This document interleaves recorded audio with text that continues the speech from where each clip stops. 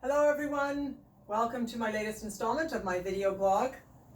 Today's topic is immune system, which I'm realizing is, the most important thing. Whatever I talk about with you on this triad, everything leads to supporting a proper immune system.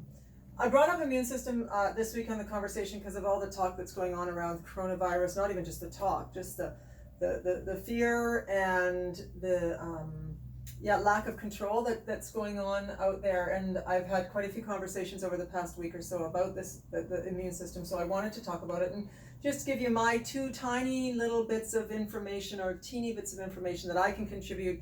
If ideally it helps you in some way to feel more calm or relaxed, or to help you with your immune system, that's all I wanted to do this week. So immune systems. The key thing around boosting an immune system is that our objective is to reduce the risks of infection and chronic disease, to tip the odds in our favor, not to eliminate the risks. There's always going to be risks out there that are going to be attacking our immune systems and our cells. So our objective is to reduce risks and tip the odds in our favor when we're talking about boosting immune systems.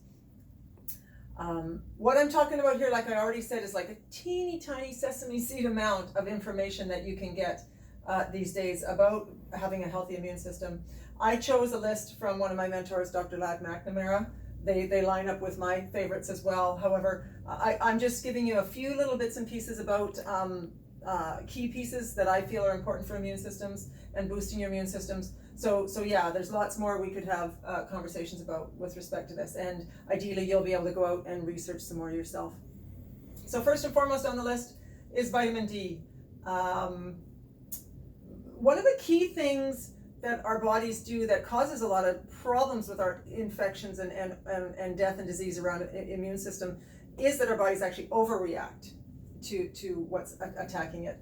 And so vitamin D is actually responsible for decreasing that overreaction when our body's immune systems kicks in addition to increasing immune cell function. So vitamin D has more than one role, but one of the key things is to actually stop our bodies from overreacting.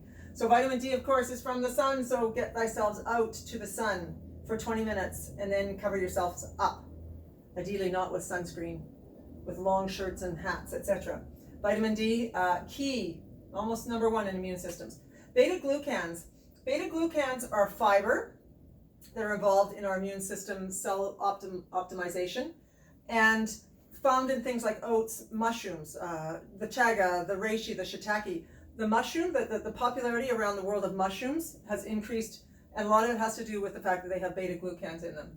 Beta-glucans are key in activating our immune cells.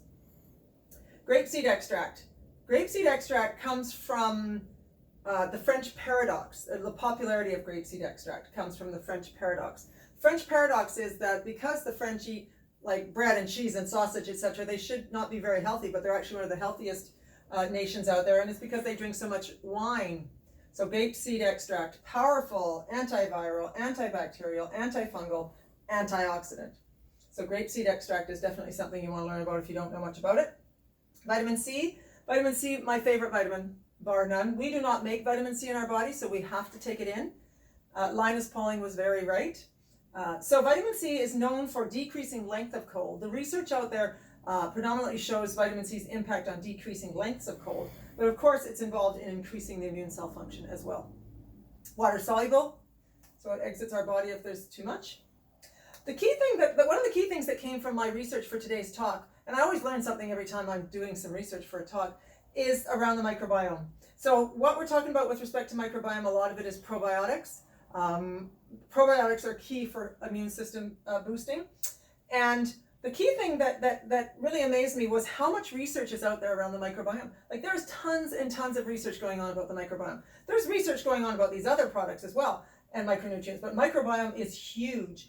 And I'm realizing the key reason is, of course, is because 70 to 80% of your immune cells live in your gut. 70 to 80% of your immune cells live in your gut. So it makes total sense why there's so much research going on about balancing out your microbiome, which is your gut health. So probiotics are also important for immune system health. Melatonin is not just used for helping us sleep better as a hormone, it's important immune system booster. And look, multivitamin, you thought you'd get away without multivitamin, but you don't. High quality multivitamins, which will include zinc, and zinc is helpful for our immune systems.